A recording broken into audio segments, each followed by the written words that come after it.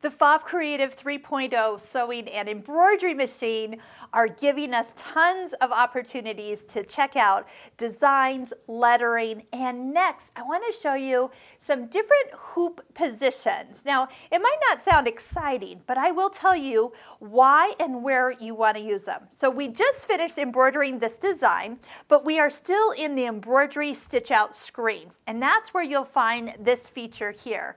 We have the option to choose different positions for the hoop. So current position means like just right where it's at within its stitching.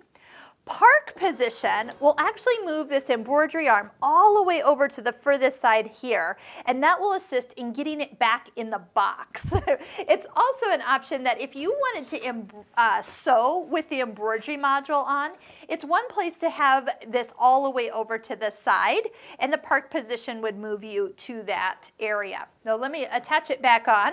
So I want to show you the next one, bobbin position. It's going to move your hoop far enough away that if you can, with your fingers, slide the bobbin door off and pull out and exchange your bobbin. Now this might take a little practice. I can usually get my hands in here and put the bobbin back into the tension and get it ready to stitch again. So when you are changing out the bobbins, you can go ahead and do that without having to take the hoop off. The next one is something called cut position. This time, watch where the hoop goes. The needle, you might say, goes into the top corner here, and the hoop comes all the way to you, like a little tray. This would be like if you had an applique and you were doing some trimming, or maybe you were positioning a zipper for an in-the-hoop project.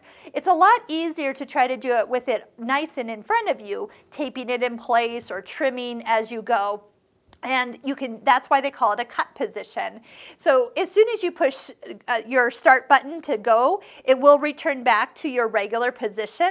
If you wanted to just go back to current position, you could touch it on the screen also. And then the center position would just kind of move your design back, or I should say your needle, back to the center of your hoop. So I love that feature. You will see me use that throughout our videos from time to time as I might need to get in and do something. The most common one I use is the cut position as I let the hoop come to me, and I will tell you not all machines have that, and that is an awesome time saver.